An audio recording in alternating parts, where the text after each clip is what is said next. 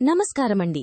వాస్తుశాస్త్రం ప్రకారం మన ఇంటి సింహద్వారం కేవలం మనం ఇంట్లోకి ప్రవేశించే దారి మాత్రమే కాదు, లక్ష్మీదేవి మరియు సానుకూల శక్తి, పాజిటివ్ ఎనర్జీ మన ఇంట్లోకి వచ్చే ప్రధాన ద్వారం. చాలామంది ఇళ్లల్లో తెలియకుండానే సింహద్వారం దగ్గర కొన్ని తప్పులు చేస్తూ ఉంటారు. దీనివల్ల ఇంట్లో ధననష్టం జరగడమే కాకుండా ఎంత సంపాదించినా డబ్బు నిలవదు.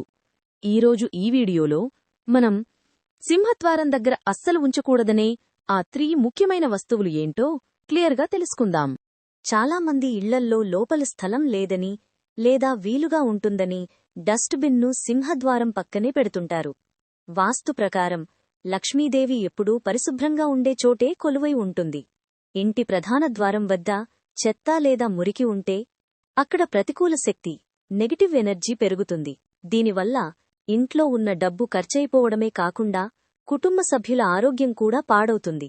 కాబట్టి మీ ఇంటి మెయిన్ డోర్ చుట్టుపక్కల ఎప్పుడూ చెత్త లేకుండా క్లీన్గా ఉంచుకోండి. రెండవది, అద్దం. శాస్త్రం ప్రకారం సింహద్వారానికి ఎదురుగా అద్దం ఉంచితే ఇంట్లోకి ప్రవేశించే సానుకూల శక్తి, పాజిటివ్ ఎనర్జీ మరియు ఐశ్వర్యం తిరిగి ప్రతిబింబించి బయటకు వెళ్లిపోతాయని నమ్మకం.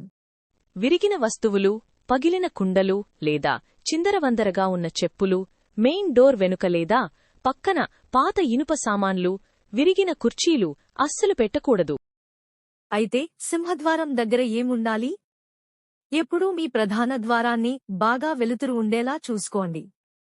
వీలైతే గుమ్మానికి స్వచ్ఛమైన మామిడి ఆకుల తోరణం, స్వస్తిక్ లేదా ఓం గుర్తులను ఉంచండి. ఇది ఇంటికి ఎంతో శుభప్రదం.